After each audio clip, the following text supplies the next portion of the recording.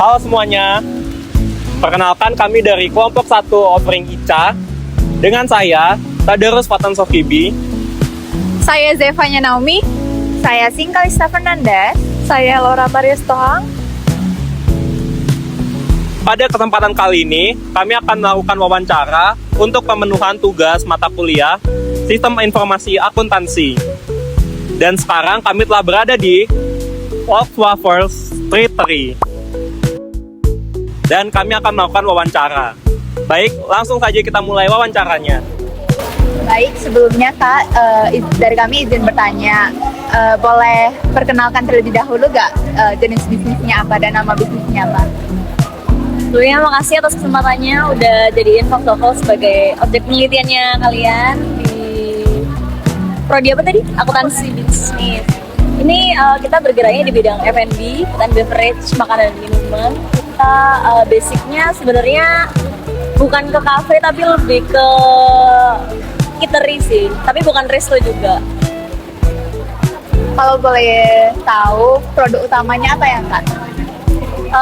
Karena kita dari namanya Fox Waffle, jadi kita produk utamanya pastinya waffle. Terus sebenarnya selain waffle kita juga ada smoothies sih. Terus kalau misalnya kayak menu-menu lainnya ada di minuman, mungkin ada beberapa makanan berat tapi dikit banget. Cuman ada tiga makanan berat sama 1 snack.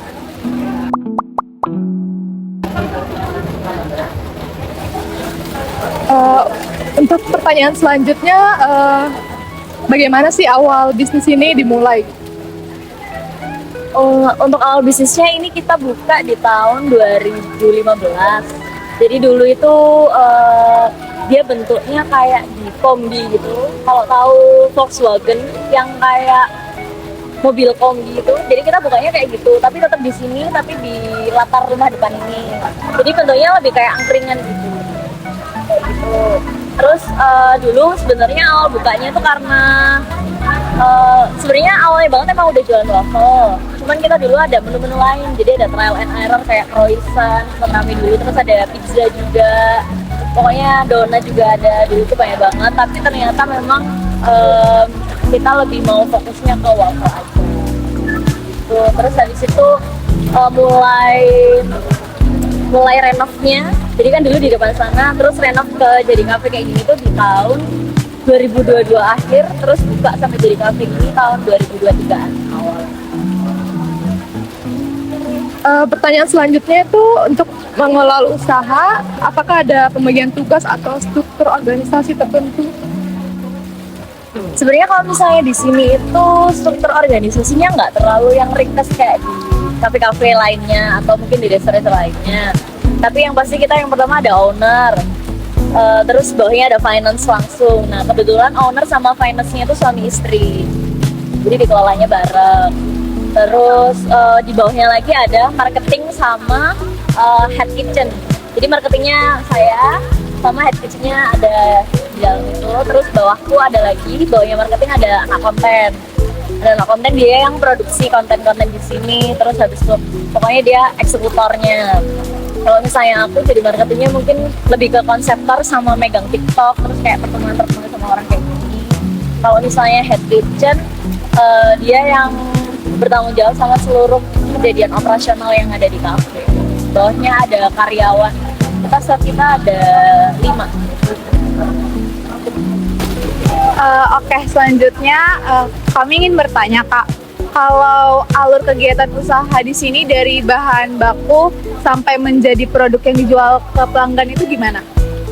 Kalau misalnya kita itu kebetulan adonan waffle-nya tuh bikin sendiri juga. Cuman yang bikin sendiri itu ada rumah produksinya sendiri. Jadi bikinnya ada di rumah produksi, terus nanti dikirim ke sini. Terus habis itu kita prosesnya dari adonan terus sampai plating dan lain-lain itu di sini. Terus kalau misalnya produk-produk lain kan kita jadinya kayak produk jadi gitu, kayak misalnya bubuk minuman, terus habis itu ada sebenarnya ada makanan berat kayak ayam, daging itu kita prepare-nya di sini, bukan di rumah produksi kayak gitu. Kalau misalnya bubuk minumannya cuman beli di tempat lain aja, baru dibikin di sini. Kalau dari sisi modal, apakah usaha ini menggunakan modal pribadi atau ada bantuan dari pihak lain? Kebetulan kalau modal dari owner sendiri sih, karena kan emang sebenarnya ini tuh memang tanahnya dia.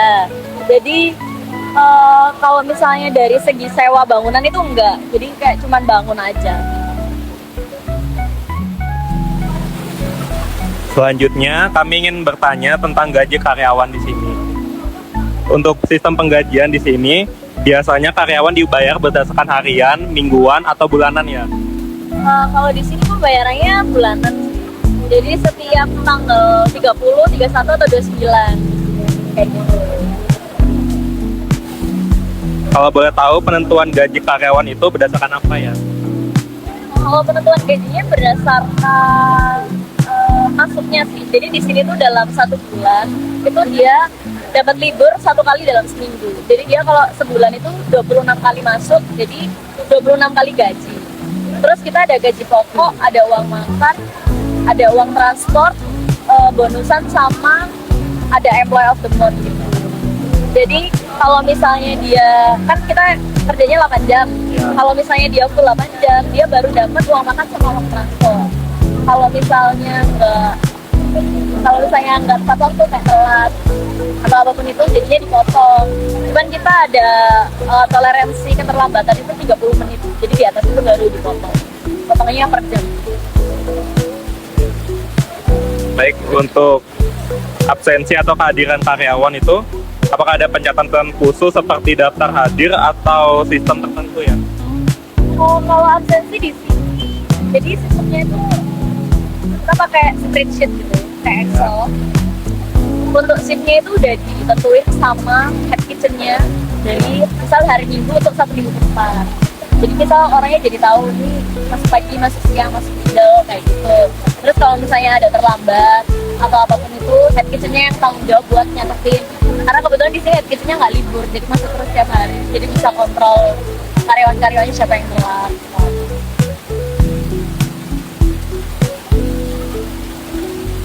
Untuk pertanyaan selanjutnya, saat menghitung gaji, apakah dilakukan pencatatan atau perhitungan secara manual atau menggunakan sistem?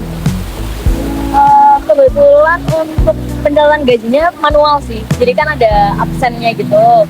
Terus nanti absennya dihitung harinya, terus dikali per jam, baru dikali hari. Selain gaji pokok, apakah ada tambahan uang lembur, uang bonus atau insentif jika penjualan ini meningkat? Untuk tambahannya kan tadi ada gaji pokok, terus habis itu ada uang makan, uang transport. Itu sebenarnya kayak kita appreciate orang-orang yang nggak terlambat gitu loh. Terus habis itu ada servisan tuh kayak biasanya kalau di kafe-kafe ada tax and service. Nah sebenarnya service itu buat karyawan, cuma di sini nggak ada. Tapi kita kayak bonusan kalau mencapai ke goalsnya. Jadi kita achieve berapa juta gitu bulan ini, karyawannya dikasih bonusan kayak gitu. Terus nanti ada employee of the month, itu kayak apa namanya?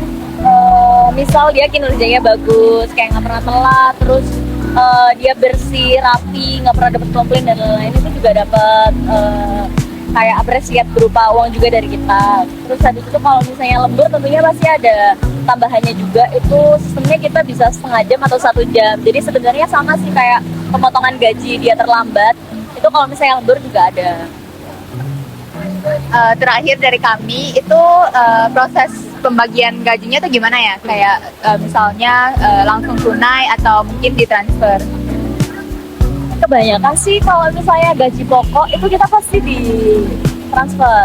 Kalau misalnya kayak bonusan, terus habis itu yang ditransfer tuh termasuk gaji pokok dan lemburan. Terus habis itu kalau yang biasanya di cash itu ke bonusan, terus habis itu ke uang transport sama employee of the month itu lebih kita ke cash karena kayak ada amplopnya, terus kita rayain bareng-bareng kayak gitu. Baik, mungkin segitu saja pertanyaan dari kami. Terima kasih banyak Kak atas waktunya dan kesediaannya untuk menjawab pertanyaan kami. Terima kasih Kak. Terima kasih.